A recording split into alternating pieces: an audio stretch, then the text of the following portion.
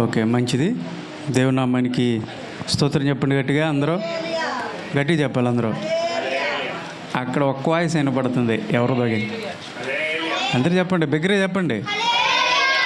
వాస్తవంగా నేను నీరసంగా ఉన్నా. అన్నీ బాగా పరిస్థితి బాగా, నేనంతా మోషన్స్, ఫీవరు, చాలా బలహీన పడిపోయినా. అసలు ఈరోజు మాట్లాడతానని గ్యారంటీ లేదు. ప్రార్థన చేసుకున్నాం అంతే, ఒకటే ప్రార్థన. ప్రభువా, రేపు బల్లారాధన ఉంది, రేపే మరి ప్రార్థన కాబట్టి నీ మందిరంలో మాట్లాడాలి, ఆ శక్తి నాకు ఇవ్వని ప్రార్థన చేసుకున్నాం. అమ్మగారు చెప్పినట్లుగా కొంచెం ఇంజెక్షన్ చేసి ఆ ట్రీట్మెంట్ ఇచ్చిన తర్వాత చెమట బాగా కారతం ప్రారంభించింది. చాలాసేపు కొంచెం బలహీనంగానే ఉన్నా. ఇప్పుడు కూడా పొద్దుటే నీరసంగా ఉందమ్మా బాగా అని చెప్పేసి అన్నాను. దానికి తగ్గట్టుగా యాంటీబయాటిక్ ఇంకా నీరసం వచ్చేసింది. ఏదైనా సరే దేవుని పని కాబట్టి ఖచ్చితంగా ఇక్కడ నిలబడిన తర్వాత మాట్లాడేది నేను కాదు, దేవుడే మాట్లాడతాడు, ఆయనే నడిపిస్తాడు. కాబట్టి అందరూ శ్రద్ధ కలిగి భయభక్తులతో దేవుని సన్నిధిలో దేవుని మాటలు విందాము. దేవుని మాటలు వినటం వల్ల మన ఆధ్యాత్మికమైనటువంటి ఆత్మలో శక్తిని, బలాన్ని మనం పొందుకుంటాము. ఒక సెల్ ఫోన్ కనుక ఒక రోజు 2 రోజులు మాట్లాడిన తర్వాత ఛార్జింగ్ అయిపోయిన తర్వాత మళ్ళీ అది పని చేస్తుందంటే పని చేయదు. సెల్ ఫోన్ కావాల్సింది ఛార్జింగ్ కావాలా? ఒక వ్యక్తి పని చేయాలంటే శారీరకమైనటువంటి పౌష్టికాహారం తీసుకోవాలా? మరి లోపల ఉన్నటువంటి ఆత్మకి బలపడాలంటే మనకు కావాల్సిందంటే ఆత్మీయమైనటువంటి ఆహారం. ఏంటి అది అంటే దేవుని యొక్క వాక్యమే. కాబట్టి ప్రతి ఆదివారం మనం క్రమం తప్పుకోకుండా, ఎన్ని ఇబ్బందులు ఉన్నా, ఎన్ని పరిస్థితులు అడ్డంకులు ఉన్నప్పటికీ కూడా దేవుని సన్నిధిని విడిచిపెట్టుకోకుండా రావటం వల్ల మీరు ఎలా ఉంటారు తెలుసా? మండే అగ్ని దీపాల వల్ల ఉంటారు. దేవుని స్తోత్రం చెప్పండి. ఒకవేళ నువ్వు క్రమం తప్పకుండా రాకపోతే కనుక ఆరిపోయినటువంటి దీపంగా ఉంటావు. దేవుడు ఆశిస్తుంది ఏంటంటే నువ్వు వెలిగే మండే దీపంగా నువ్వు ఉండాలా అని దేవుడు ఆశపడుతూ ఉన్నాడు. కాబట్టి నువ్వు మండాలి ఆత్మలు అంటే ఖచ్చితంగా దేవుని మందిరానికి రావాల్సిందే, దేవుని సహవాసంలో నువ్వు ఉండాల్సిందే. కాబట్టి క్రమం తప్పుకోకుండా. రెండవది, సమయానికి అనుకూలంగా రండి. మొదటి నుంచి ఉండటం వల్ల ఆధ్యాత్మికమైనటువంటి ఆశీర్వాదాలు, పాటలు పాడేటువంటి వాళ్ళు మీ తలంతును చక్కగా ఉపయోగించుకోవచ్చు.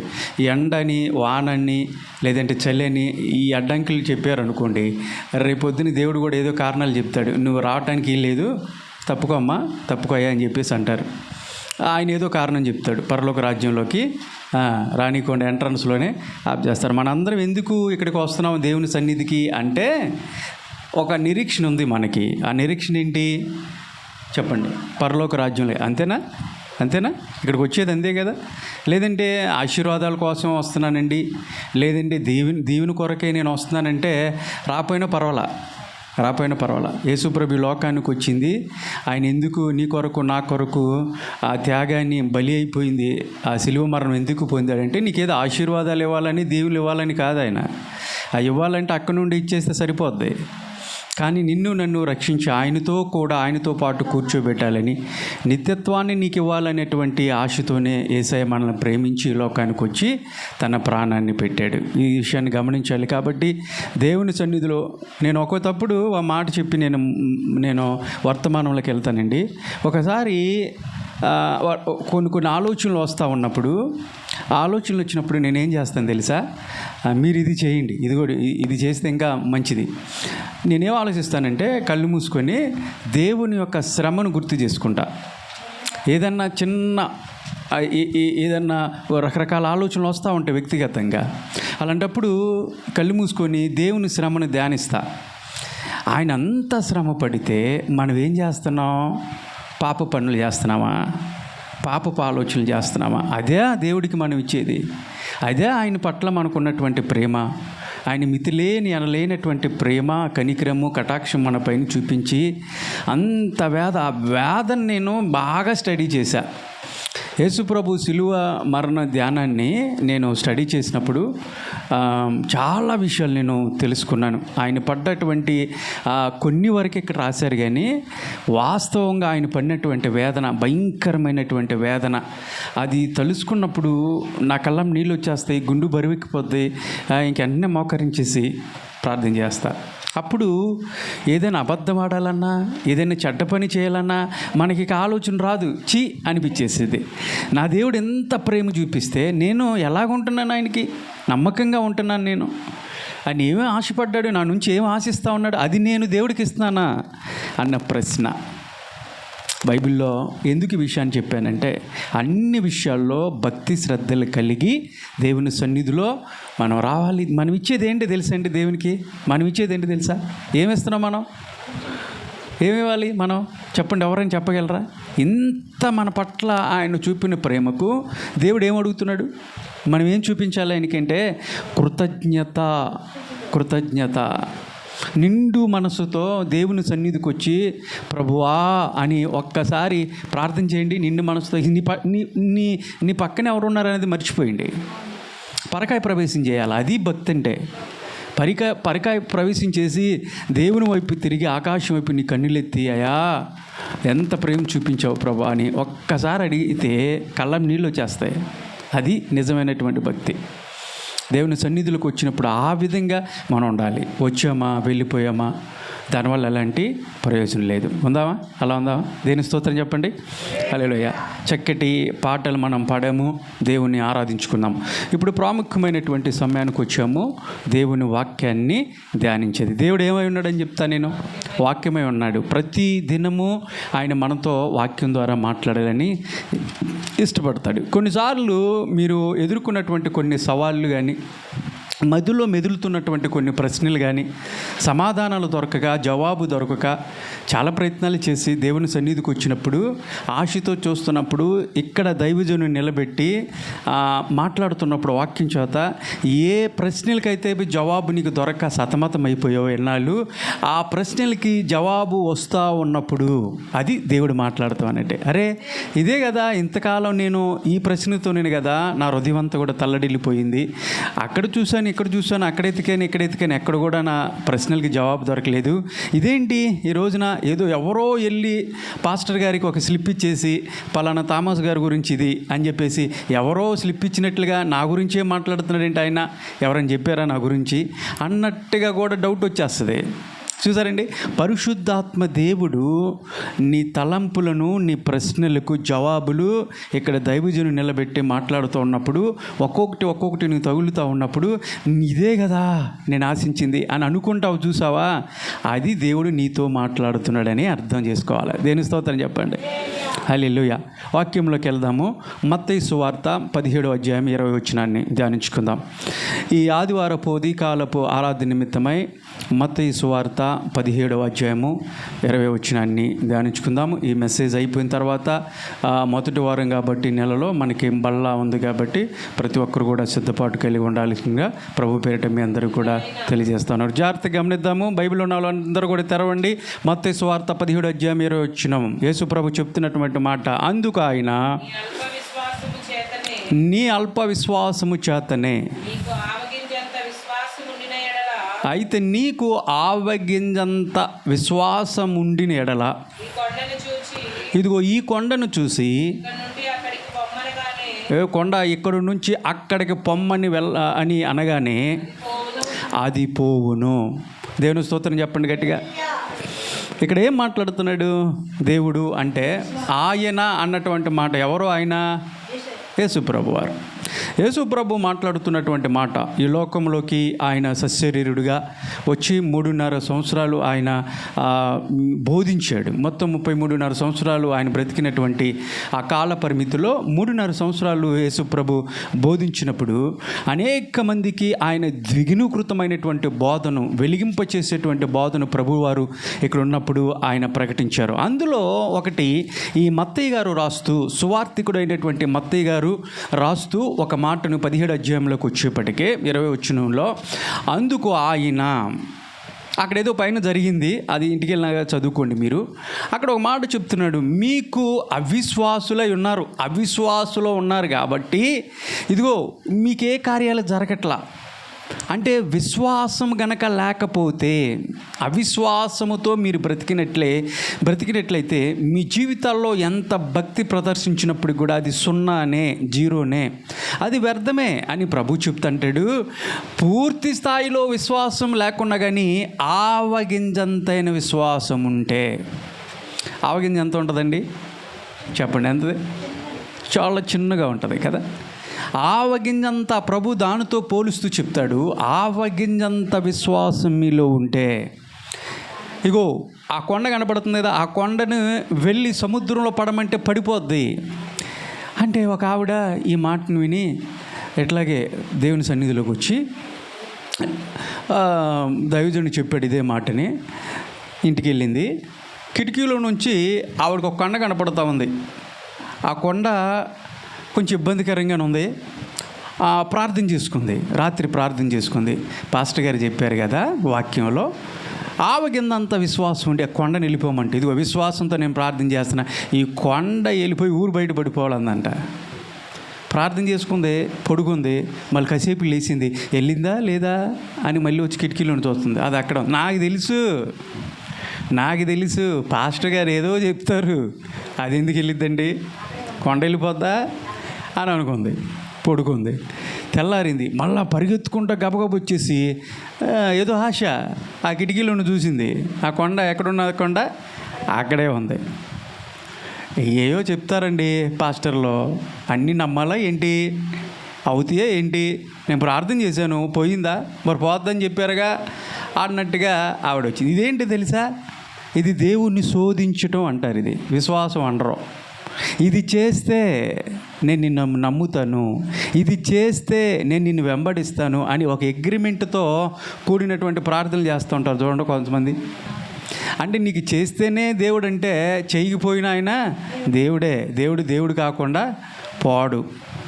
నేను చాలాసార్లు చెప్పి పోయిన వారం అనుకుంటే చెప్పింది, తండ్రిని కొంతమంది ఇచ్చి నువ్వు మా డాడీవే కాదు అంటారు, లేదంటే మా నాన్నవే కాదు అంటే, ఏదో తండ్రి నుండి కోరినప్పుడు తండ్రి ఇవ్వకపోయినప్పుడు కోపంతో బాధలో కుమారుడు ఏం చెప్తాడు, బిడ్డ ఏమంటాడు, అసలు నువ్వు నా నాన్నవే కాదు అంటాడు.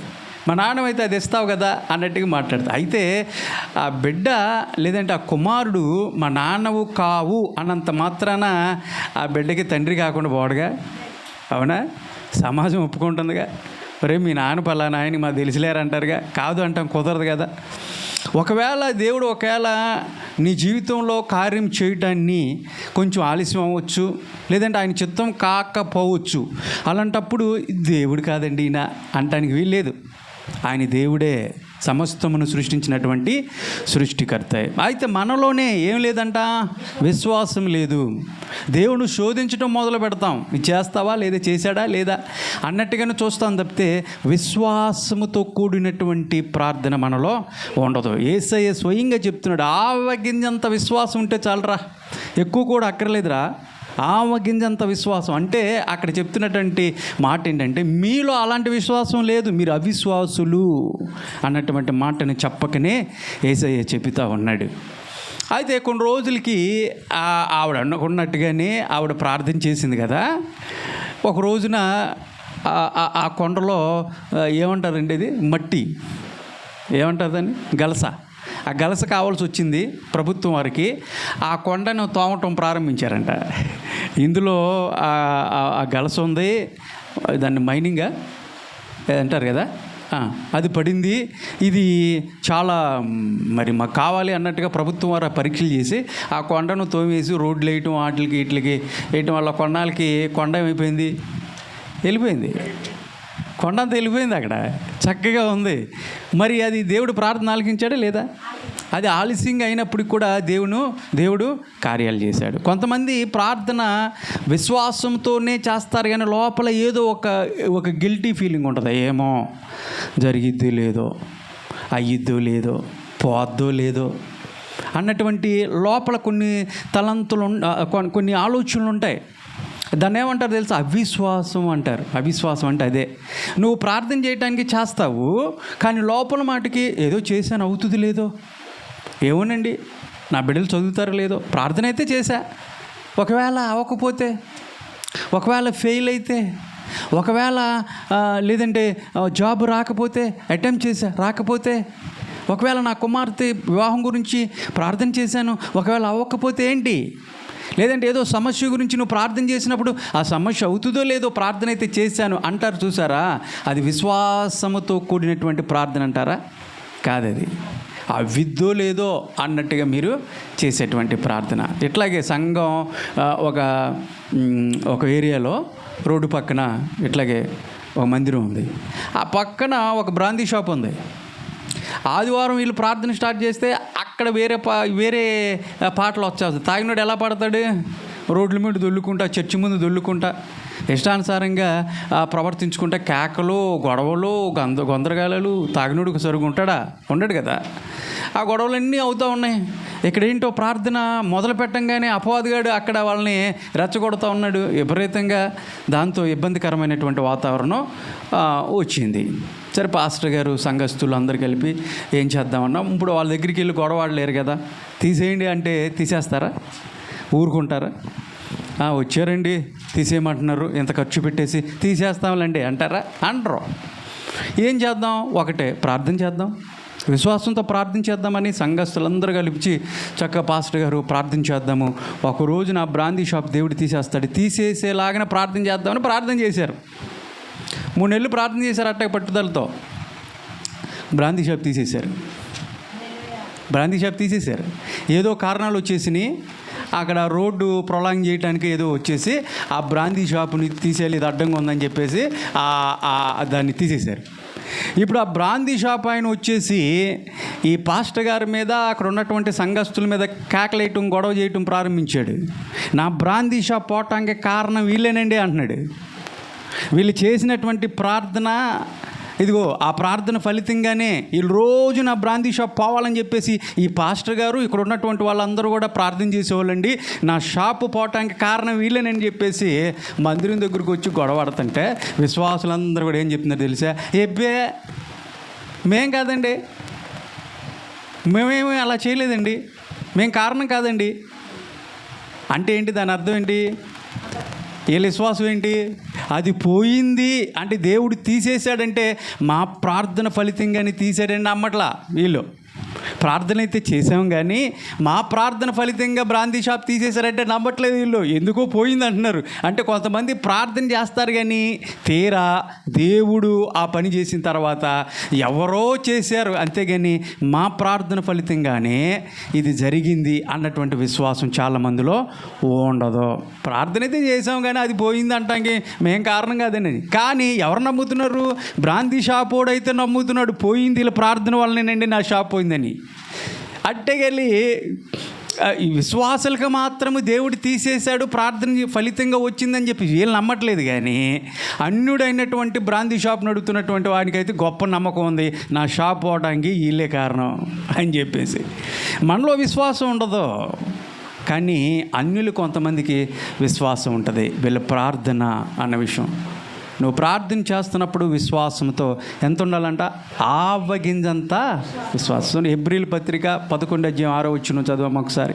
విశ్వాసం లేకుండా ఎవడును దేవునికి ఇష్టడుగా ఉండనేరడు అన్న మాట అక్కడ ఉంటుంది. చాలమ్మా, విశ్వాసం లేకోకుండా దేవునికి ఇష్టడుగా అంటే ప్రతి ఒక్కరు కూడా దేవునికి ఇష్టడుగా ఉండాలంటే ఏముండాలి?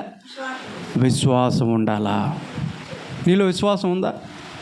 లేదంటే పై యొక్క విశ్వాసంతో 50% అవుతుందో లేదనండి అన్నటువంటి విశ్వాసంతో ప్రభు సన్నిధికి వస్తున్నావా? ఆవగింజంతైనా విశ్వాసం లేకోకుండా ఒకవేళ ఇక్కడ కూర్చుంటే నువ్వు దేవుని బిడ్డవు కాదని వాక్యం తేటగా చెప్తా ఉంది. హెబ్రీల పత్రిక 11:6 విశ్వాసం లేనివాడు దేవునికి ఇష్టడుగా ఉండనేరడు. ఎంత చక్కటి మాట అండి అక్కడ ఉంది. రోమాపత్రిక 11:17 కూడా ఒక మాట ఉంటుంది. విశ్వాసం దేని వల్ల వస్తుంది? వద్దులేమ్మా. విశ్వాసము దేని వల్ల వస్తుంది? వినుట వలన విశ్వాసము. అంతేనా? విశ్వాసం ఎలా వస్తుంది మనకంటే వినటం వలన విశ్వాసం వస్తుంది. అయితే ఏది వినాలి అంటే దేవుని మాటలు వినాలి. విశ్వాసము దేవుని వల్ల వస్తుంది. దేవుని మాటలు అంటే వినటం వలన మనకు విశ్వాసం వస్తుంది. దేవుని సన్నిధిలోకి వచ్చేసి దిక్కులు చూడటం వల్ల, మీ ఆలోచనలన్నీ ఎక్కడో పెట్టుకోవటం వల్ల, రకరకాల ఆలోచనలతో అవేమైపోయాయో, అక్కడేమున్నాయో ఇక్కడేమన్నాయో అలా పెట్టేసి వచ్చేసాను, ఆయన వచ్చాడే లేదో, లేదంటే ఏయో ఒక కొన్ని కారణాలు మీరు కూర్చున్నారు కానీ మీ బాడీ ఇక్కడ లేదు, మీ ఆలోచనలు ఇక్కడ లేదు. ఎక్కడో ఆలోచన చేస్తూ ఉంటుంది కొంతమంది. బాడీ అయితే ఇక్కడే ఉంది, కానీ మీ ఆలోచనలు ఎక్కడో ఉన్నాయి, దేవుని సన్నిధిలో లేవు, దేవుని వాక్యం మీద లేదు. అలాంటప్పుడు విశ్వాసం ఎలా పెరిగిద్ది? వాక్యం చెప్తుంది, వినుట వలన విశ్వాసం. ఏ వింటున్నావు?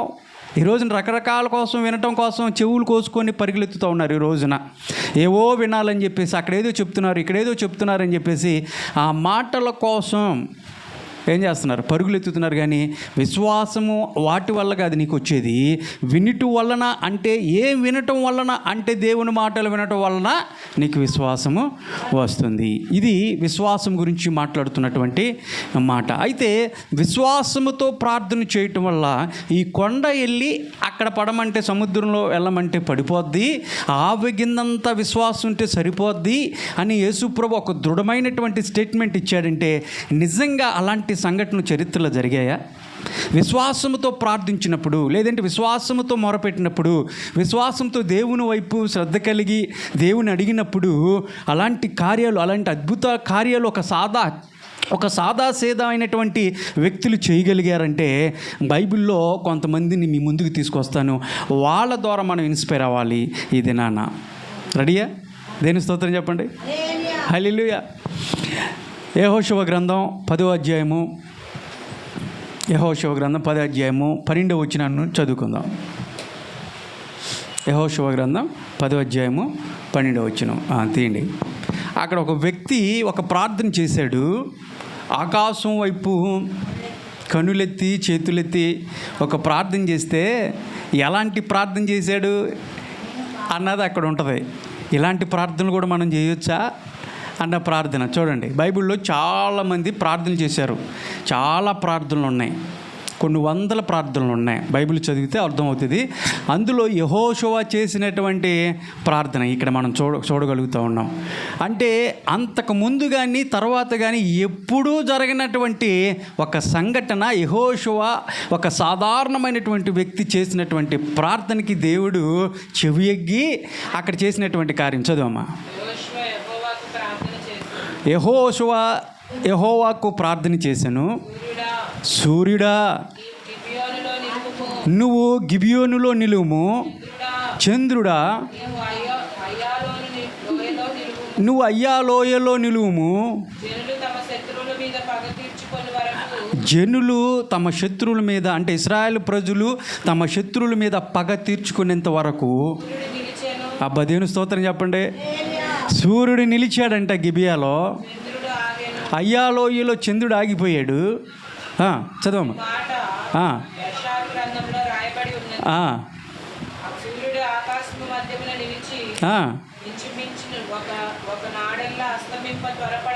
అగో సూర్యుడు ఒక దినమల్లా కూడా అస్తమించుకోకుండా ఆగిపోయాడు. యెహోవా, ఇది అండర్లైన్ చేసుకోండి, ఒక సాధారణమైనటువంటి నరుని మనవి వినిన ఆ దినము వంటి దినము దానికి ముందే కానీ దానికి తర్వాతే కానీ ఉండలేదు. దేవుని స్తోత్రం చెప్పండి గట్టిగా. యెహోషువ ఒక గొప్ప నాయకుడిగా ఇశ్రాయేల్ ప్రజల్ని నడిపిస్తున్నటువంటి దినాలు అయ్యాయి. మోషే చనిపోయిన తర్వాత ఐగుప్తులో ఉండే ఇశ్రాయేల్ ప్రజలందరూ కూడా దేవుడు వాగ్దానం చేసినటువంటి కనాను ఆ భూమిలోకి అడుగుపెట్టడానికి కొంతవరకు మోషే ప్రయాణం కొనసాగించాడు ఆయన నాయకత్వంలో. ఆ తదుపరి ఆయన చనిపోయిన తర్వాత దేవుడు యెహోషువని ఎన్నుకున్నాడు. ఆయన్ని నాయకుడిగా మోషేని అభిషేకించమన్నప్పుడు ఆ తదుపరి నాయకుడిగా ఆయన నడిపిస్తూ ఉన్నప్పుడు యెహోషువకి దేవుడు యొక్క దర్శనాన్ని చూశాడు. ఆయన యొక్క స్వరాన్ని విన్నాడు. యెహోషువ, ఇదిగో మోషేకి తోడై ఉన్నట్టుగానే నేనును నీకు తోడై ఉంటాను. మోషే ఏ విధంగా అయితే నా పట్ల భయభక్తులు కలిగి ఏ విధంగా అయితే నమ్మకంగా ఆయన ప్రవర్తనంతట్లో నమ్మకంగా ఉన్నాడో, నీవు కూడా ఆ విధంగా నడుచుకున్నట్లయితే మోషేకి తోడై ఉన్నటువంటి దేవుణ్ణి నేను నీకు కూడా తోడై ఉంటాను. భయపడవద్దు, జడవకము, నువ్వు వెళ్ళేటువంటి ప్రతి మార్గంలో నేను నీకు తోడై ఉంటానని చెప్పేసి చక్కటి వాగ్దానాన్ని యెహోషువకి ఇచ్చిన తర్వాత యెహోషువ ఇశ్రాయేల్ ప్రజలందరూ కూడా నడిపించుకుంటా ఆ ప్రాంతంలోకి వెళ్ళాడు. కనాను ప్రాంతంలోకి వెళ్ళిన తర్వాత ఇప్పుడు కనానులో ఉన్నటువంటి 7 తెగలుగా ఉన్నటువంటి వాళ్ళు, అంటే 7 శత్రువుల్ని, అంటే ఏమంటారు, 7 తెగలుగా ఉన్నటువంటి శత్రు దేశములను వీరు కైవసం చేయాలి. ఎలాగా? వెళ్ళంగానే మీకు ఇచ్చేస్తానన్నది కాదు, అక్కడ మీరు యుద్ధం చేయాలా. యుద్ధం చేసి వాళ్ళందరిని కూడా జయించి ఈ భూభాగం అంతటి కూడా మీరు కైవసం చేసుకోవాలా. యుద్ధం చేసేది నేను అన్నాడు. దేని స్తోత్రం చెప్పండి. గొప్ప గొప్ప యుద్ధ వీరులు ఉన్నారు, భయంకరమైనటువంటి. ఒక్కొక్కళ్ళంట కొన్ని వచనాలు మనం చదువుకుంటున్నప్పుడు 15 అడుగులు ఉండేవాళ్ళంట. 10 అడుగులు. గొలియాతు ఎన్ని అడుగులు ఉన్నాడు? 10 అడుగులు ఉన్నాడు. అక్కడ ఉన్నటువంటి కొంతమంది 15 అడుగులు 18 అడుగులు ఉన్నారంట. వాళ్ళందరినూ కూడా జయించుకుంటూ, ఒక్కొక్కరిని జయించుకుంటూ ఆ ఎరుకో గోడలో ఎదురుగా ఉన్నప్పుడు కూడా వాటిని కూడా జయించి ఆ తర్వాత కనాను దేశంలోకి అడుగు పెట్టిన తర్వాత అక్కడ ఉన్నటువంటి ఒక్కొక్కరిని జయించుకుంటూ వస్తూ ఉన్నప్పుడు కొంతమంది ఏం చేశారంటే, అన్ని రాజ్యాలు ఆ పై వచనాలు మీరు చదువుకుంటే అందరూ కలిపి ఒక్కసారిగా విస్తారమైనటువంటి సైన్య సమూహంతో ఇజ్రాయెల్ ప్రజలు ఓడించడానికి, వారిని చంపడానికి అందరూ ఒకే మాట మీద వాళ్ళు ఒక ఆలోచనకి వచ్చేసి శత్రు దేశాలు ఏవైతే ఉన్నాయో వాళ్ళందరూ కూడా దండెత్తి వచ్చేసారు. ఇప్పుడు యెహోషువ దేవుని అడిగాడు, దేవుడు నీకు జయాన్ని ఇస్తాను, వెళ్ళి యెహోషువ అని చెప్పేసి అన్నాడు. ఇజ్రాయెల్ ప్రజలను తీసుకొని యెహోషువ వాళ్ళ మీదకి యుద్ధానికి వెళ్ళాడు. అప్పట్లో పూర్వ దినాల్లో యుద్ధం ఎలా ఉండేదంటే, ఎప్పటి వరకు అంటే సూర్యుడు ఉదయించిన తర్వాత యుద్ధం ప్రారంభిస్తే సూర్యుడు అస్తమించిన తర్వాత యుద్ధం ఆగిపోవాలి. ఇది ధర్మం, యుద్ధ ధర్మం పూర్వ దినాల్లో. ఇప్పుడంటే వాటన్నిటి కూడా విరోధంగా ఉంది కదా. ఒక ఏమంటారు వాటిని, రైట్ బ్రదర్స్ ఫ్లైట్లు కనుక్కున్న తర్వాత రాకెట్స్ కనుక్కున్నారు కదా. ఒక పాస్టర్ గారి యొక్క కొడుకులండి ఇద్దరు. ఆ పాస్టర్ గారు కొడుకులు సైకిల్ షాపుల్లో, ఆ పాస్టర్ గారు సైకిల్ షాప్ రన్ చేస్తూ ఉండేవాళ్ళు. ఆయనకి 2 కొడుకులు ఉన్నారు. పాస్టర్ గారు సేవకి వెళ్ళినప్పుడల్లా వీళ్ళిద్దరు చేసే పని ఏంటి తెలుసా? రెక్కలు కట్టుకొని ఒక కొండ ఎక్కేసి దూకి ప్రయత్నం చేసేవాళ్ళంట. ఎందుకంటే పక్షులు గాల్లో ఎగురుతూ ఉన్నాయి, మనం ఎందుకు ఎగరలేము. అట్లాగా వాళ్ళు పరిశోధన చేసి ఎట్టకేలకు వాళ్ళు ఒక విమానాన్ని కనుక్కున్నారు. అంటే విమానాన్ని కనుక్కుంది ఎవరో అంటే మనం ఈరోజు గర్వంగా చెప్పొచ్చు, క్రైస్తవ పాస్టర్ గారి బిడ్డలు, అంటే క్రైస్తవులు. దేవుని స్తోత్రం చెప్పండి. ఎప్పుడైతే ఈ ఫ్లైట్లు వచ్చేసినాయో, ఈ ఫ్లైట్లు వచ్చేసిన తర్వాత యుద్ధం రాత్రిపూటకే ట్రాన్స్ఫర్ అయిపోయింది. పూటకి ట్రాన్స్ఫర్ అయిపోయింది. అందుకని ఇప్పుడు కూడా టైం అంటూ ఏమీ లేదు, ఎప్పుడు పడితే అప్పుడు యుద్ధాలు జరుగుతూ ఉన్నాయి. ఒక సమయం లేదు, ఒక టైం లేదు, ఏమీ లేదు. ఎప్పుడు పడితే అప్పుడు వాళ్ళు బాంబులు ఇసురుకుంటూ ఉన్నారు, యుద్ధాలు జరుగుతున్నాం, మనం చూస్తూ ఉన్నాం కదా. కానీ పూర్వ దినాల్లో యుద్ధం ఎలా ఉండాలంటే, ఉదయము నుంచి ఎప్పుడైతే సూర్యుడు ఉదయించిన తర్వాత అస్తమైనప్పుడు యుద్ధం ఆగిపోవాలి. కానీ ఇక్కడ శత్రు సమూహం చాలామంది ఉన్నారు. విస్తారమైనటువంటి ఇసుక రేణుల వల్లే ఇశ్రాయేల్ ప్రజల మీదకి వాళ్ళు దండెత్తి వచ్చినప్పుడు యెహోషువ వారి మీదకి వెళ్ళి యుద్ధం చేస్తూ ఉన్నప్పుడు ఈ పొద్దుగూటం ప్రారంభించేసేసింది. ఇప్పుడు ఏమవుతుంది, యుద్ధం వాయిదా పడిపోద్ది. అంటే శత్రువులందరూ పారిపోతారు. ఇప్పుడు శత్రువులందరిని కూడా హతమార్చాలంటే ఇప్పుడు అస్తమయం అవ్వకూడదు. సూర్యుడు అస్తమయం అయిపోతే ఆగిపోద్ది, శత్రువులు పారిపోతారు, మన చేతుల నుండి తప్పించుకొని వెళ్ళిపోతారు. కాబట్టి యెహోషువ ఏం చేశాడు తెలుసా? ఆకాశం వైపు కన్నీళ్ళెత్తి ప్రార్థన చేశాడు. ప్రార్థన చేసి చెప్పినటువంటి మాట, అతనుకున్నటువంటి విశ్వాసం చూడండి, అతనుకున్నటువంటి నమ్మకం చూడండి. ఒక ప్రార్థన చేశాడు, ఈ ప్రార్థనకి ఖచ్చితంగా నా దేవుడు జవాబిస్తాడన్నటువంటి ఇసుమంతైనటువంటి డౌట్ కూడా లేకుండా గొప్ప ప్రార్థన ఏం చేశాడు తెలుసా? సూర్యుడా నువ్వు గిబియోనులో నిలువు, చంద్రుడా నువ్వు అయ్యాలోయలో నిలువు. అంటే అస్తమయం అయిపోకూడదు, పొద్దుగూగిపోకూడదు. పొద్దుగూగితే ఆ శత్రువులందరూ కూడా పారిపోతారన్నటువంటి ఆ ఆలోచనతో యెహోషువ చేసినటువంటి ప్రార్థనకి ఏమైపోయానంటే సూర్యుడు ఆగిపోయాడే లేడా? ఆగిపోయాడు. చంద్రుడు ఆగిపోయాడు, సూర్యుడు ఆగిపోయాడు. అంటే ఎవరు చేశారు? యెహోషువ ఆ విధంగా చేశాడా? అది మౌత్ ఆఫ్ చేశాడు.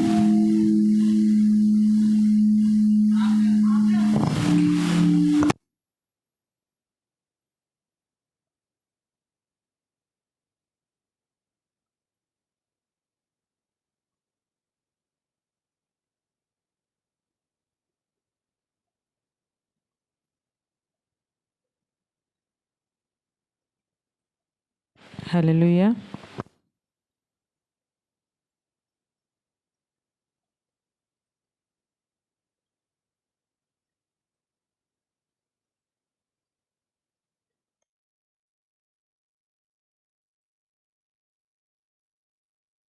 Hello hello.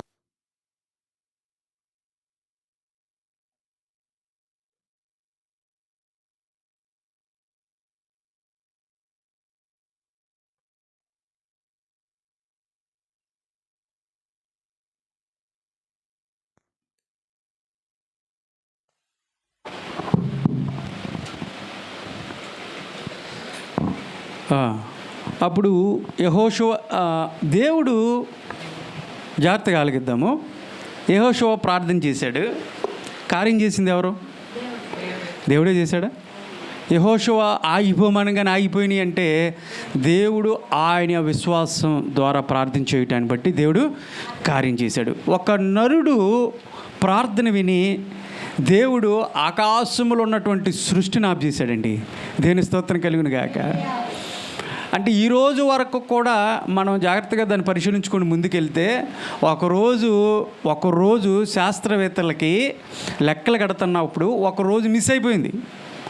ఆ మిస్ అయింది ఎక్కడ మిస్ అయిపోయింది అంటే శాస్త్రవేత్తలు ఎట్టకేలకి బైబిల్లో ఉన్నటువంటి ఈ మాటను ఒక రోజల్లా ఆగిపోయింది కదా, అక్కడ లెక్క తేడా వచ్చింది. ఆ దినం ఆ రోజు మిస్ అయిపోయింది అని తర్వాత వాళ్ళు లెక్కలు కట్టేసి ఆ రోజుని క్యాలిక్యులేట్ చేయటం జరిగింది. జాగ్రత్తగా ఆలకించినట్లయితే ఒక నరుడు ప్రార్థన ఆలకించి యేసు ప్రభువు చెప్పాడు, నువ్వు ఆవగింజంతైన విశ్వాసం ఉంచిన ఎడల ఈ కొండని వెళ్ళి సముద్రంలో పడమంటే పడిద్ది అని దేవుడు చెప్పినప్పుడు ఒక నరుడు విశ్వాసముతో దేవుని వైపు తిరిగి ఆయన ఏమన్నా రోగాన్ని పొమ్మని చెప్పేసి అడిగాడా? ఏదైనా చిన్న చిన్న విషయాలు చేస్తే ప్రార్థన అది సాదాసేదమైనటువంటి ప్రార్థన దేవుడు ఖచ్చితంగా చేస్తాడు అనవచ్చు. కానీ సృష్టినే ఆప్ చేసేటటువంటి ప్రార్థన, ఈ సృష్టినే ఆప్ చేయమని చెప్పేసి యెహోషువ ప్రార్థన చేశాడంటే అతని విశ్వాసం ఎంత గొప్పతో మనం ఈ రోజున అర్థం చేసుకోవాలి. ఎంత విశ్వాసంతో ప్రార్థన చేసినప్పుడు ఏం మాట్లాడుతున్నావు యెహోషువ? సృష్టిని ఆప్ చేయటం ఏంటి? నువ్వేం మాట్లాడుతున్నావు? సూర్యుడు ఆగిపోవటం ఏంటి? చంద్రుడు ఆగిపోవటం ఏంటి? ఏం జరిగింది తెలుసా నీకు? ఏం మాట్లాడుతున్నావు యెహోషువ? నీకు అర్థం అవ్వట్లేదు అని దేవుడు అన్నాడా? అనలా. విశ్వాసంతో ప్రార్థన చేశాడు, నా బిడ్డ ఖచ్చితంగా దాన్ని చేయాలి. ఎందుకంటే ఈ రోజున నా ప్రజలకి ఏం కావాలి? విజయం కావాలా? ఈరోజు శత్రువుల మీద జయం పొందాలా అన్నటువంటి ఆ ఉద్దేశంతోనే దేవుడు ఎప్పుడైతే యెహోషువ ప్రార్థన చేశాడో యెహోషువ ప్రార్థన ఆలకించి ఒక దినమంతా కూడా సూర్యుడిని ఆఫ్ చేసినప్పుడు యెహోషువ శత్రువులందరిని కూడా ఓడించినట్లుగా మనం చూస్తాము. అంత మాత్రమే కాదు, దేవుడు సైన్యములకు అధిపతి అయినటువంటి దేవుడు ఏం చేశాడు? ఆకాశం నుంచి వడగండ్లను మెరుపులు పైనుంచి వచ్చినప్పుడు శత్రువులందరూ కూడా వాళ్ళే చంపుకొని చాలామంది హతమైనట్లుగా మనం అక్కడ చూడవచ్చు. దేవుడు ఆ రోజున యెహోషువ చేసినటువంటి ప్రార్థనకి ఫలితం ఇచ్చాడా లేదా? ఇచ్చాడు. గొప్ప జయాన్ని ఇజ్రాయేల్ ప్రజలకి శత్రువుల మీద ఇచ్చాడు. దేవుని స్తోత్రం కలుగును గాక. మరొక మాట కూడా చూసుకున్నట్లయితే ఒక వ్యక్తి చేసినటువంటి విశ్వాసముతో చేసినటువంటి ప్రార్థన సూర్యచంద్రుల్ని ఆపు చేసేటువంటి ప్రార్థన ఆయన చేసినప్పుడు దేవుడు అక్కడ కార్యం చేసినప్పుడు విశ్వాసంతో మరొక వ్యక్తి ప్రార్థన చేశాడు. అతను 3.5 సంవత్సరాలు మంచు అయినను వర్షం అయినను కానీ ఈ దేశంలో పడదో అని ప్రార్థన చేశాడు. 3.5 సంవత్సరాల వరకు ఏం కూడా పడలేదంట. చూడండి, మొదటి రాజుల గ్రంథము 17వ అధ్యాయము చూడమ్మా, అక్కడ ఉంటుంది. మొదటి నుండి చదువుకుందాం. మొదటి రాజుల గ్రంథము 17వ అధ్యాయం మొదటి నుంచి. అక్కడ అంతటా గిలాదు కాపరస్తుల సంబంధియును తిష్బీయుడైన ఏలియా ఆహాబు నద్దుగా, ఆయన ఎవరంటే రాజు నద్దుకు వచ్చాడు. ఇదిగో ఆహాబు రాజా, ఇనుము, ఎవరి సన్నిధినైతే నేను నిలబడి ఉన్నాను, ఇశ్రాయేలు దేవుడైన యెహోవా జీవము తోడు, ఇదిగోండి నా మాట ప్రకారం కాక ఈ సంవత్సరములలో మంచైనను వర్షమైనను పడదని ప్రకటించెను. పిమ్మట చాలు, దేవుని స్తోత్రం చెప్పండి. ఒక రాజుగారి దగ్గరికి ఇశ్రాయేల్ ప్రజల్ని పరిపాలించినటువంటి రాజులు ఎంతమంది అంటే 19 మంది రాజులు పరిపాలించారు. అంతకుముందు 3 రాజులు పరిపాలించారు. మొట్టమొదటి ఇజ్రాయెల్ని పరిపాలించినటువంటి రాజు ఎవరంటే సౌలు కదా. అప్పుడు యూదులు ఇజ్రాయెల్ ఇద్దరు కలిపి ఉన్నారు, అందరు కలిపి ఉన్నారు, ఇజ్రాయేలు యూదులు. ఇప్పుడు మనం గనక ఆంధ్ర రాష్ట్రం అంటే అంతకు పూర్వం విభజన జరగకముందు ఆంధ్ర రాష్ట్రం అంటే తెలంగాణ, ఈ రెండు కలిపి ఉండేవి కదా. తర్వాత ఏమైపోయింది, మాకు ప్రత్యేకమైనటువంటి తెలంగాణ కావాలని వాళ్ళు పోరాటం చేసి వాళ్ళు తెలంగాణని పొందుకున్నట్లు చేశారు. ప్రభుత్వం వారు విభజించేశారు. మన ఆంధ్ర రాష్ట్రం వాళ్ళది తెలంగాణ రాష్ట్రంగా ఉండేది. ఒకప్పుడు ఏంటి, ఈ రెండు కూడా ఒకటే, ఆంధ్ర రాష్ట్రం రెండు కలిపి ఉండేది. అయితే సౌలు పరిపాలించేటువంటి ఆ దినాల్లో యూదా రాజ్యము అంటే యూదులు ఇజ్రాయెల్ ప్రజలు రెండూ కలిపి ఉన్నారు. కాబట్టి సౌలు 40 సంవత్సరాలు పరిపాలించాడు. ఆ తర్వాత దావీదు 40 సంవత్సరాలు పరిపాలించాడు. తన కుమారుడైనటువంటి సొలొమోను కూడా 40 సంవత్సరాలు పరిపాలించాడు. సొలొమోను చేసినటువంటి కొన్ని హేయకృతమైనటువంటి పనుల వల్ల, దేవునికి విరోధముగా కొన్ని పనులు చేయటం వల్ల దేవుడు ఏం చేశాడంటే ఇక అక్కడి నుంచి సింహాసనాన్ని దావీదుకైతే చెప్పాడు, కానీ నీ సింహాసనం మీద నిరంతరము ఒకళ్ళు ఏలుబడి చేస్తారు అని చెప్పేసి దావీదుకైతే వాగ్దానం ఇచ్చాడు. కానీ సొలొమోను చేసినటువంటి కొన్ని కార్యాల వల్ల దేవుడు కోపగించుకొని ఏం చేశాడంటే అక్కడ రెండుగా విభజించేశాడు. రెండుగా విభజించడం అంటే ఏంటంటే ఇజ్రాయెల్ ప్రజలందరూ కూడా ఒక పక్షాన్ని, ఒక 10 రాజ్యాలు ఒక పక్కాన్ని తీసుకొచ్చేసాడు. 2 రాజ్యాలని అంటే విభజించేశాడు దేవుడు. రెండుగా విభజించేసి ఇజ్రాయెల్ ప్రజల మీద యెరోబాము అన్నటువంటి వ్యక్తిని రాజుగా చేశాడు. యూదా రాజ్యానికి అంటే 2 గోత్రాలైనటువంటి యూదా రాజ్యానికి సొలొమోను యొక్క కుమారుడు రెహబామును రాజుగా పట్టాభిషేకం జరిగింది. ఆ తర్వాత ఇజ్రాయెల్లో పరిపాలించినటువంటి అంటే 10 గోత్రాలు కలిగినటువంటి ఇజ్రాయెల్ ప్రజల్ని పరిపాలించినటువంటి వాళ్ళు ఎంతమంది అంటే 19 మంది రాజులు పరిపాలించారు. 19 మంది రాజుల్లో ఒక్కడైనా సరైన ఉన్నాడంటే లేడు. అర్థమవుతుందా? మీరు తర్వాత రాజుల గ్రంథాలు చదువుకుంటే అర్థమవుతుంది. అయితే అక్కడ ఒక్కొక్క రాజుని మనం పరిశీలించినట్లయితే యెరోబాము దగ్గర నుంచి కూడా విగ్రహాలకి ఆరాధించటం, ఉన్నత స్థానంలో విగ్రహాలు పెట్టేసి బలిపీఠాలు పెట్టేసి ఇష్టానుసారంగా దేవుని పక్కన పెట్టేసి వాళ్ళు చేస్తున్నటువంటి హేయమైనటువంటి కృత్యాలకి దేవుడు ఒక్కొక్కరిని శపించుకుంటా, ఒక్కొక్కరిని వాళ్ళందరి మీద కోపగించుకుంటా దేవుడు వస్తానే ఉన్నాడు. అలాంటి పరిస్థితుల్లో ఇజ్రాయేల్ని పరిపాలించినటువంటి 19 మంది రాజుల్లో అతి భయంకరమైనటువంటి రాజు ఎవరో తెలుసా? ఎవరైనా చెప్పగలరు? అతి భయంకరమైనటువంటి రాజు, చాలా చెడ్డ రాజు ఎవరంటే దుర్మార్గుడు ఆహాబు. ఎవరు చెప్పండి? ఎవరిని పెళ్లి చేసుకున్నాడు? ఎవరిని పెళ్లి చేసుకున్నాడు చెప్పండి అమ్మా. ఆహాబు ఎవరిని పెళ్లి చేసుకున్నాడు చెప్పండి? ఆవిడ కూడా విగ్రహారాధన చేసుకున్నటువంటి వ్యక్తే. చాలామంది యాజకులను చంపించినటువంటి వ్యక్తే. అలాంటి భయంకరమైనటువంటి స్త్రీని ఆహాబు వివాహించి చాలా దుర్మార్గుడైనటువంటి రాజుగా, ఇజ్రాయెల్ ప్రజలను పరిపాలించినటువంటి రాజుగా ఆహాబు కనబడుతూ ఉన్నాడు. ఈ ఆహాబు యొక్క పరిపాలనలోనే ఏలియా వచ్చాడు. ఇంకా మిగతా నేను చెప్పుకుంటే ప్రొలాంగ్ అయిపోద్దిలే, అందుకే నేను స్పీడ్గా ముందుకెళ్తాను. చెప్పాల్సినటువంటి అంశాన్ని మిస్ అయిపోతా. ఇప్పుడు ఆహాబు దగ్గరికి వచ్చాడు. ఆహాబు దగ్గరికి తిస్బీయుడైనటువంటి ఏలి ఒక ప్రవక్తని దేవుడు పంపించాడు. ఆ ఆహాబు దగ్గరికి వచ్చి చెప్తా ఉన్నాడు, ఆహాబు రాజా, నేను ఎవరి సన్నిధిలో అయితే నిలబడ్డా ఉన్నానో ఆ యెహోవా యొక్క జీవము తోడు 3.5 సంవత్సరాలు వర్షం కానీ మంచు కానీ పడదో అని చెప్పేసి ఒక మాట చెప్పేసి వెళ్ళిపోయాడు. మరి ఏ విశ్వాసంతో పలికాడు? విశ్వాసంతోనే చెప్పాడు కదా. విశ్వాసముతోనే ఏలియా ఎప్పుడైతే ఆ మాటని చెప్పాడో, ఏలియా 3.5 సంవత్సరాలు మంచు అయినా కానీ వర్షం కానీ ఆ రాజ్యంలో పడిందా? పడలా. అంటే ఒక నరుడు ఒక ప్రవక్త అయినటువంటి ఏలియా ప్రార్థన దేవుడు ఆలకించి 3.5 సంవత్సరాలు ఆ రాజ్యంలో మంచు కానీ వర్షం కానీ పడలేదండి. అంటే విశ్వాసముతో ప్రార్థన చేశాడు. ఆ తదుపరి ఒక సంఘటన జరిగింది. అక్కడ ఏంటో తెలుసా, అక్కడ ఉన్నటువంటి చెడ్డ ప్రవక్తులకి, అంటే ఆ యొక్క యెజబేలు, అంటే ఇప్పుడు ఆహాబు యొక్క భార్య పేరు యెజబేలు. ఆ యెజబేలు ప్రవక్తలందరం కూడా చంపేసేసింది.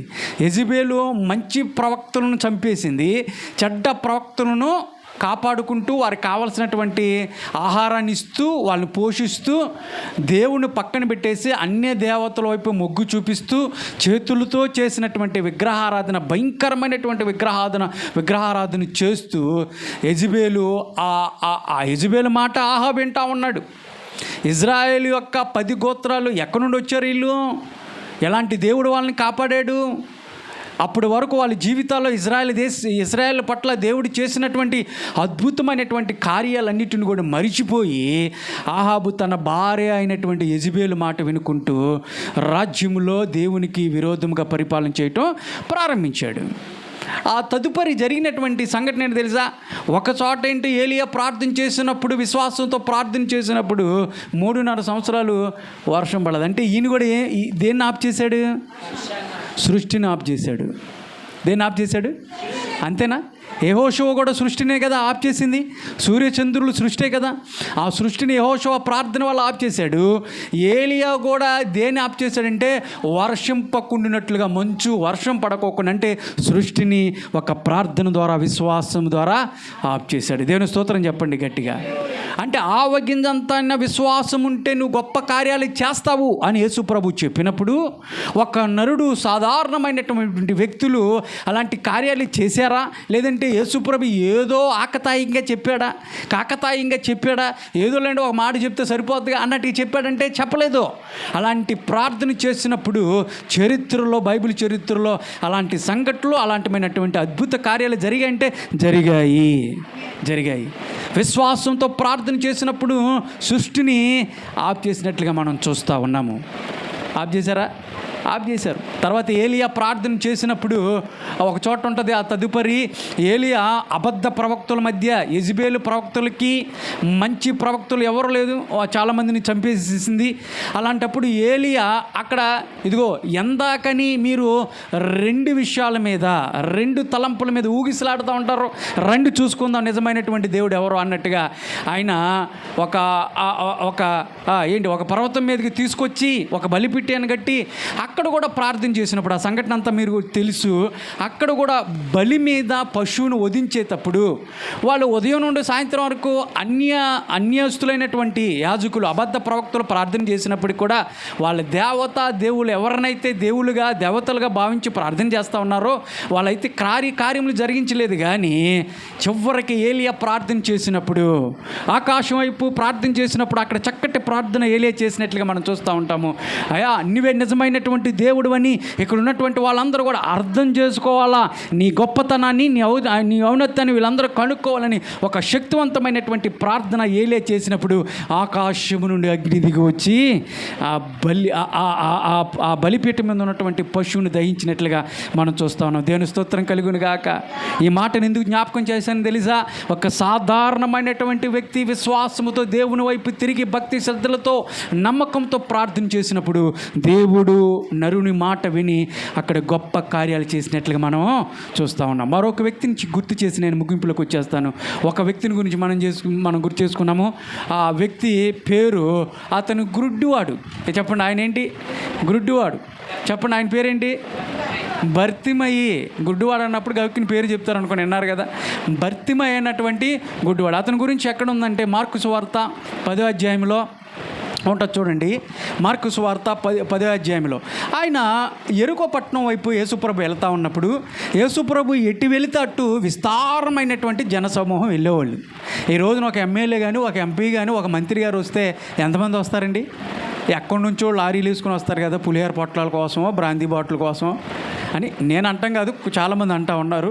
ఆ విధంగా వచ్చి వాళ్ళు వెంబడిస్తున్నట్టుగా ఏదో ఆశించి వచ్చి కొన్ని వందల మంది, వేల మంది అనుసరిస్తూ ఉంటారు.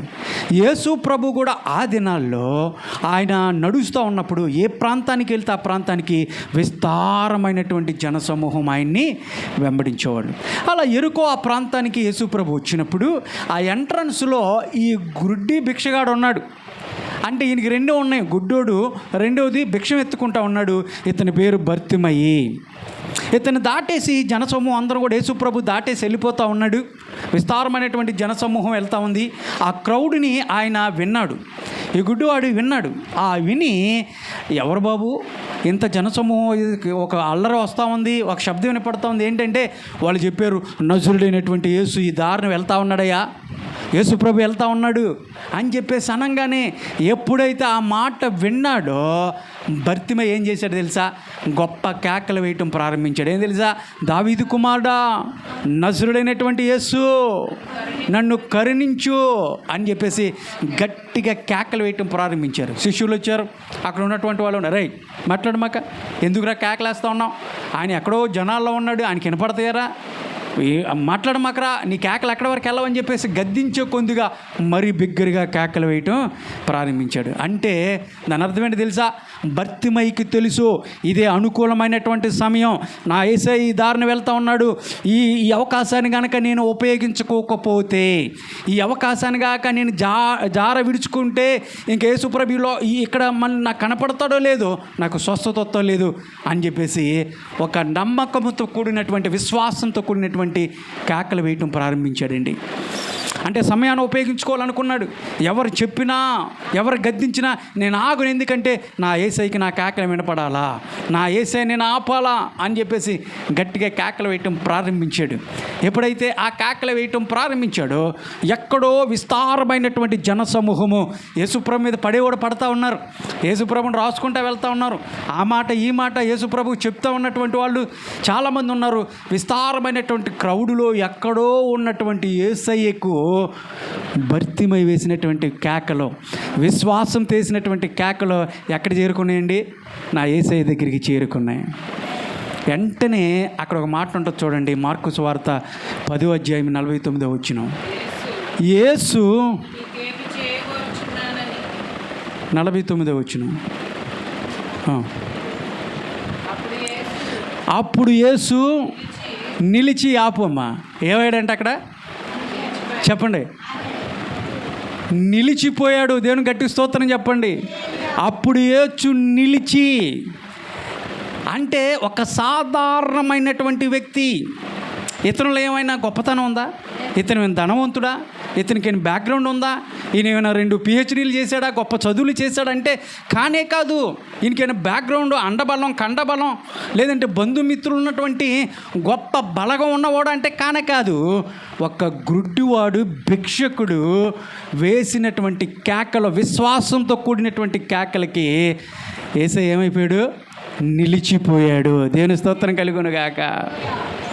యెహోషువ, వీళ్ళందరూ కూడా గొప్ప వ్యక్తులే. యెహోషువ చేసినటువంటి ప్రార్థన సూర్యచంద్రులను ఆప్ చేస్తే, ఏలియా చేసినటువంటి ప్రార్థన మంచును, వర్షాన్ని ఆప్ చేస్తే, అంటే వీళ్ళందరూ కూడా బైబిల్ అలాగా మనం చూసుకున్నట్లయితే వీళ్ళందరూ కూడా గొప్ప గొప్ప వ్యక్తులుగా, ప్రవక్తలుగా పిలువబడుతున్నటువంటి వాళ్ళే, నాయకత్వం వహించినటువంటి వాళ్ళు ప్రార్థన సృష్టిని ఆప్ చేస్తే, ఒక ఆఫ్టర్ గుడ్డి భిక్షగాడేసినటువంటి ప్రార్థనకి సృష్టికర్తనే ఆప్ చేసేసింది. దేవుని స్తోత్రం కలుగునుగాక. వాళ్ళందరూ సృష్టిని ఆప్ చేస్తే, భిక్షగాడు వేసినటువంటి కేకలు సృష్టినే సృష్టించినటువంటి సృష్టికర్తను, జ్యోతిర్మడైనటువంటి దేవుడిని, వెలుగైనటువంటి దేవుడిని, విశ్వాన్ని సృష్టించినటువంటి దేవుణ్ణి, శాంతి ప్రదాతని, సమాధానకర్తను, ఆరోగ్యాన్ని ఇచ్చేటువంటి దేవుణ్ణి ఆ రోజు భిక్షగాడు వేసినటువంటి కేకలు యేసు నిలిచిపోయాడండి. ఈ రోజును నువ్వు నేను చేస్తున్నటువంటి ప్రార్థన యేసయ్య దగ్గరికి చేరుతుందా? ఆఫ్టర్ ఆల్ గుడ్డి భిక్షగాడు వేసినటువంటి కేకలకి ఎక్కడో ఉన్నటువంటి యేసయ్య నిలిచాడంట, ఆగిపోయాడంట. ఆ తదుపరి యేసయ్య అతను నా దగ్గరికి తీసుకురండి. ఎప్పుడైతే దేవుడు ఆ మాట చెప్పాడో త్వరపడి అక్కడ ఉంటుంది అతని చేతిలో ఉన్నటువంటి చెప్ప అవతల విసిరేశాడు, ఈ కర్ర అవతల విసిరేశాడు. అనుకున్నాడు, ఒరే కర్ర విసిరేస్తున్నావు, అదంతా విసిరేస్తున్నావు, రేపొద్దు నువ్వేంట్రా, రేపొద్దున లేకపోతే నువ్వు ఎట్లా ఉంటావురా అని ఒకవేళ అక్కడ చెప్పొచ్చు. ఇక వీటితో నాకు పని లేదు, నా యేసయ్యని పిలిచాడు నిలిచాడు అక్కడ నా కేకలకి.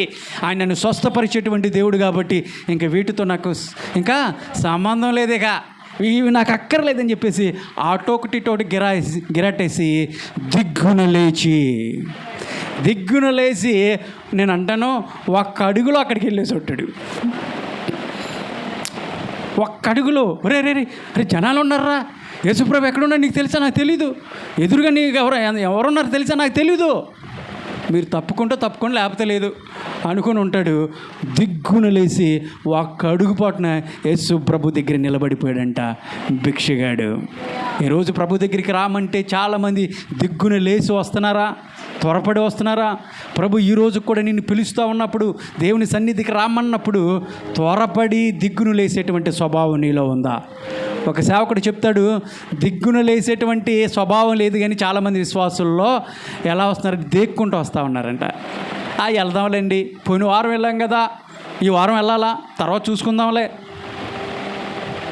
అన్నట్టుగా రకరకాల ఆలోచనలతో ఇప్పుడు వెళ్ళాలా ఏంటండి, మనసులో ఉంటే సరిపోదా, ఇంట్లో ఉండి ప్రార్థన చేసుకుంటే సరిపోదా, ఇంట్లో ఉండి వాక్యం చదువుకుంటే సరిపోద్దా అన్నట్టుగా చాలామంది ఆలోచనలతో ఆగిపోతున్నారు. దేవుని సన్నిధి రాకుండా దేవుని వాక్యం సెలవిస్తూ ఉంది, దేవుని సన్నిధిలో నువ్వు గడపాలా, దేవుని సహవాసంలో నువ్వు ఉండాలా. నాకు గుర్తొచ్చినప్పుడు వస్తానండి, నన్ను మాత్రం బలవంతం చేయొద్దు, నాకు పని లేనప్పుడు, పని ఉన్నప్పుడు మాట నేను రాను, పని లేనప్పుడు నేను వస్తానంటే అది బైబిల్ ఒప్పుకోదు. ఒక గుడ్డి భిక్షగాడేసినటువంటి కేకలకి యేసుప్రభు నిలబడినప్పుడు, యేసుప్రభు పిలిచినప్పుడు ఎలా వచ్చాడు తెలుసా? యేసయ్యా ఇప్పుడే కదా పిలిచావు, నా పరిస్థితి ఏంటి, నా కళ్ళు కనపడవు, కొంచెం ఆగవయ్యా నేను వస్తున్నాను, లేదంటే నువ్వే నా దగ్గరికి రా అని చెప్పేసి అన్నాడా? అనలేదు. ఇదిగో నేను కొంచెం మెల్లిమెల్లిగా వస్తాను, అక్కడ ఆగమని చెప్పేసి కూడా అనలేదు. దిగ్గున లేచాడంట, త్వరపడి యేసుప్రభు దగ్గరికి వెళ్ళి వాలిపోయాడు. కాబట్టి ఆ రోజున స్వస్థత ఆయన జీవితంలో చూసినట్లుగా మనం చూస్తూ ఉన్నాం. ప్రియులారా, మనం కూడా విశ్వాసంతో మన కేకలు వేసినప్పుడు, విశ్వాసంతో మన ప్రార్థన చేసినప్పుడు దేవుని నిలిపేటటువంటి ప్రార్థన, యెహోషువ చేసినటువంటి ప్రార్థనకు సూర్యచంద్రులు సృష్టిని ఆప్ చేయగలిగాడు. ఆ రోజున గొప్ప జయ జీవితాన్ని అతని జీవితంలో చూశాడు. ఏలియా గొప్ప విశ్వాసంతో ప్రార్థన చేశాడు, ఆయన కూడా సృష్టిని ఆప్ చేసినప్పుడు ఒక గుడ్డివాడు భిక్షగాడైనటువంటి సాదాసేదమైనటువంటి ఒక వ్యక్తి, ఎందుకు పనికిరానటువంటి వ్యక్తి, సమాజం తృణీకరించబడినటువంటి వ్యక్తి, ఎక్కడో ఊరు బయట అడుక్కు తింటున్నటువంటి ఒక వ్యక్తి వేసినటువంటి కేకలకి నా యేసయ్య నిలబడిపోయాడు. నిలబడటమే కాదు కానీ అతని జీవితంలో స్వస్థత చేశాడు. నా యేసయ్య దాటి వెళ్ళిపోయేటటువంటి దేవుడు కాదు. నువ్వు చేస్తున్నటువంటి ప్రార్థన విని నీ బాధ ఏదో నువ్వు పడిపో, నీ కర్మ అంతే, ఇంకా నువ్వు వాళ్ళు అనుభవించాల్సింది, నువ్వు అట్లా వెళ్ళిపోవాల్సిందే, నీ కర్మ అంతే అనేటువంటి దేవుడు కాదు. ఆయన నీ ప్రవర్తన అంటే ఆయన నీ జీవితాన్ని చూసి, నువ్వు పడుతున్నటువంటి సమస్య, నువ్వు పడుతున్నటువంటి వేదన, నీ బాధను ఆయన చూసి దాటి వెళ్ళే దేవుడు కాదు. మనం ఆరాధిస్తున్నటువంటి దేవుడు ఆయన నిలిచి ఆయన నిన్ను పిలుస్తూ ఉన్నాడు. రాగలవా? ఇంకా జాప్యం చేస్తూ ఉన్నావేమో, ఇంకా అవిశ్వాసంతో ఉన్నావేమో. యేసయ్య చెప్తున్నటువంటి మాట ఏంటి తెలుసా? ఆవగింజంత అయినటువంటి విశ్వాసం నీకుంటే, ఆవగింజంతటువంటి విశ్వాసం నీలో ఉందా? ఉంటే నీ జీవితంలో కార్యం చూడగలుగుతావు. ఎందుకు నీ జీవితంలో ఇన్ని సంవత్సరాలు యేసు ప్రభువుని నమ్ముకున్నానండి, ఇన్ని జీవితాలు, ఇన్ని సంవత్సరాలు, సంవత్సరానికి 52 వారాలు నేను క్రమం తప్పుకోకుండా వెళ్తానండి, నేను భక్తిని ప్రదర్శిస్తానని చెప్పేసి నువ్వు ఎంత ప్రార్థన చేసినా, ఎంత నువ్వు ఇది చేసినప్పుడు కూడా నీ జీవితాల్లో ఎందుకు ఆశీర్వాదాలు, దీవెనలు రాట్లా? ఎక్కడ వేసిన గొంగడ అక్కడే ఉంటుంది. ఇంకా నువ్వు అనుకున్నటువంటి అద్భుతాలు నీ జీవితంలో జరగట్లేదంటే కార్యం ఏంటి తెలుసా? నీలో ఏదో ఎక్కడో ఒక చోట విశ్వాసము సన్నగిల్లిపోయింది, విశ్వాసం లేదు. ఈ దినాన యేసు ప్రభు మాట్లాడుతున్నాడు, ప్రతి ఒక్కరితో మాట్లాడుతున్నాడు. ఆవగింజైనటువంటి విశ్వాసం ఉంటే ఈ కొండ వెళ్ళి అక్కడ పడిపోమంటే సముద్రంలో పడిపోద్దని యేసయ్యే చెప్పాడు. అంటే అది జరిగిందా? అంటే అలాంటి అద్భుతాలు, అంతకు మించినటువంటి అద్భుతాలు బైబిల్ చరిత్రలో మనలాంటి సాధారణమైనటువంటి వ్యక్తులే, మనలాంటి నరులే చేశారు. అంటే నువ్వు నేను ఎందుకు చేయలేమో, నువ్వు ఎందుకు చేయలేకపోతున్నామో అంటే కారణం ఏంటి తెలుసా? విశ్వాసం లేదు. విశ్వాసం లేదు. విశ్వాసాన్ని పెంపొందించుకుందాం. మన జీవితాల్లో ఆవగింజందైనటువంటి విశ్వాసం మనం పెంచుకున్నట్లయితే, ప్రభువుని అడిగితే ఖచ్చితంగా ఎందుకు చేయడండి?